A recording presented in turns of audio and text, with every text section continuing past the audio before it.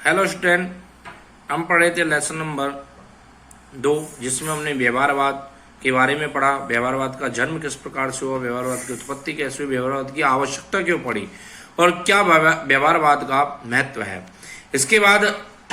हमने पढ़ा था व्यवहारवाद से संबंधित कुछ पुस्तकें यहाँ विभिन्न विद्वानों के द्वारा लिखी गई थी, जैसे एडमिनिस्ट्रेशन बिहेवियर हार्वर्ड साइमन के द्वारा, पावर एंड सोसाइटी लॉसवेल के द्वारा, a study of the principle of politics Catlin के द्वारा और पॉलिटिकल सिस्टम डेविड स्टन के द्वारा यहाँ पर प्रकाशित की गई। इसके बाद हम बात करते हैं व्यवहारवादी उपागम के उदय के कारण, अर्थात व्यवहारवादी उपागम व्यवहारवादी विचारधारा का जन्म क्यों हुआ, उसके पीछे क्या कारण रहे। तो उसमें पहला कारण अगर हम बात करें, पहला कारण आता है परंपरागत अध्ययन पद्धतियों के प्रति असंतोष, अर्थात जो प्रारंभ से जो अध्ययन पद्धति चली आ रही थी, विचारधारा जो चली आ रही थी, उनके प्रति लोग संतुष्ट नहीं थे, उन पद्धतियों से पूर्ण रूप से संतुष्ट नहीं थे और उस असंतुष्टि के कारण ही ये व्यवहारवाद का जन्म हुआ। दूसरा आता है अन्य सामाजिक विज्ञानों से प्रेरणा, अर्थात यहाँ पर एक विषय की बात ना करते हुए और सामाजिक विज्ञान के अंतर्गत अन्य जो विषय आते हैं, भूगोल है, इतिहास है, नागरिक शास्त्र है आदि, ऐसे कई विषय आते हैं जिनको बारे में जब अध्ययन किया गया तो उस अध्ययन से कई प्रकार की प्रेरणा ली गई और उन प्रेरणाओं के कारण ही व्यवहारवाद का जन्म हुआ। तीसरा है द्वितीय विश्व युद्ध का प्रभाव, अर्थात व्यवहारवाद का जन्म द्वितीय विश्व युद्ध के कारण भी हुआ, क्योंकि द्वितीय विश्व युद्ध के समय विश्व 2 भागों में बटा हुआ था और जब ये देखा गया कि विश्व युद्ध में पलड़ा भारी उन देशों का है जो विकसित राष्ट्र है, शक्तिशाली राष्ट्र है, तो ऐसी स्थिति में इसको स्कूली शिक्षा के रूप में अपनाया गया और कमजोर राष्ट्र विकासशील राष्ट्रों के बारे में भी अध्ययन करवाकर और विकसित राष्ट्रों की शक्ति के बारे में अध्ययन करवाकर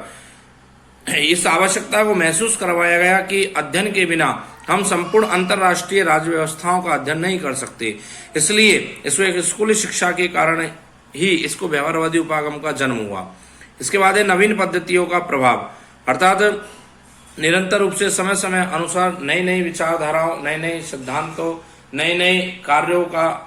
प्रभाव इस विचारधारा पर पड़ा। राजनीतिक विज्ञान के अंतर्गत, सामाजिक क्षेत्रों के अंतर्गत विभिन्न प्रकार की नई पद्धतियों का प्रभाव पड़ा, इस कारण से व्यवहारवादी विचारधारा का जन्म हुआ। अब बात हम करते हैं कि व्यवहारवादी किस प्रकार की अध्ययन इकाई है। तो व्यवहारवादी कोई एक विस्तृत या वृहद अध्ययन की इकाई नहीं है, वे एक लघु इकाई मानी जाती है। लघु इकाई अर्थात जिसका एक समय एक निश्चित होता है, एक निश्चित समय अनुसार ही उसका अध्ययन किया जाता है, निश्चित समय अनुसार ही उसका उपयोग किया जाता है। अब व्यवहारवाद के लक्षण क्या है कि व्यवहारवाद के लक्षण के माध्यम से हम कैसे इसको पहचाने, अर्थात कौन कौन सी चीजें हमको दिखाई देंगी तब हम समझ सकते हैं व्यवहारवाद है। व्यवहारवाद का पहला लक्षण आता है यहाँ पर नियमन, अर्थात नियमन का अर्थ है कि व्यवहारवाद सिद्धांतों के आधार पर, नियमों के आधार पर संचालित होता है, इसके माध्यम से इसको संचालित किया जाता है, उसके माध्यम से इसका अध्ययन किया जाता है। सत्यापन, अर्थात जो कार्य इसके अंतर्गत बताए जा रहे हैं, जो बातें इसके अंतर्गत बताई जा रही है वो सत्यापित होती है, अर्थात उसके अंदर मिथ्यापूर्ण शब्द या मिथ्यापूर्ण विचारधारा का कोई उपयोग नहीं किया जाता। तीसरा आता है तकनीकों का प्रयोग, अर्थात निरंतर रूप से आधुनिक तरीके से समय अनुसार जो टेक्नोलॉजी जो विकसित होती जाती है, जो तकनीक शिक्षा की बदलती जाती है, परिवर्तित होती जाती है, उसके माध्यम से भी हम व्यवहारवाद को पहचान सकते हैं, उसकी विशेषताओं के बारे में जान सकते हैं। परिमाणीकरण, क्रमबद्धीकरण और समग्रता, ये भी एक महत्वपूर्ण लक्षण व्यवहारवाद के बताए गए हैं। अर्थात किसी भी अध्ययन को जब हम क्रमबद्ध तरीके से करते हैं, समायोजन के माध्यम से करते हैं, एक निश्चित उद्देश्य के माध्यम से करते हैं, अच्छे परिणामों के उद्देश्य से हम उसको जब अध्ययन के रूप में देखते हैं, पढ़ते हैं और उसका प्रचार प्रसार करते हैं, तो ऐसी स्थिति में वह व्यवहारवाद के लक्षण के रूप में प्रतीत होता है। अर्थात इन सबों के माध्यम से व्यवहारवाद को समझा जा सकता है, पहचाना जा सकता है। अब हम बात करें कि व्यवहारवाद के जो लक्षण हैं, उन व्यवहारवाद के लक्षणों पर जिन पे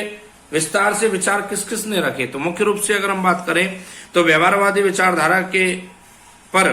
विस्तारित रूप से जो प्रभाव डाला, जो विस्तारित रूप से इनके लक्षणों को समझाया, वो एक तो थे ट्रूमैन और एक थे डेविड स्टन। अब इसके बाद व्यवहारवाद का योगदान क्या रहा है राजनीति के अंतर्गत, राज्य व्यवस्थाओं के अंतर्गत, तो यहाँ पर कुछ बिंदु इसके योगदान के दिए गए हैं। जिसमें पहला बिंदु है आपके नए राजनीतिक विज्ञान की स्थापना, दूसरा है राजनीतिक विज्ञान का वैज्ञानिकीकरण करने का प्रयास, तीसरा विषय वस्तु में परिवर्तन, चौथा अंतर अनुशासनात्मक दृष्टिकोण को अपनाया और पांचवा वैकल्पिक धारणा है। अर्थात इन 5 प्रकार के योगदानों से हम व्यवहारवाद के योगदान को समझ सकते हैं। इनके बारे में विस्तृत जानकारी हम आपको कल देंगे। तब तक आप जो पढ़ाया गया है उसको अपने पाठ्यपुस्तक के माध्यम से या नोट्स के माध्यम से जो भी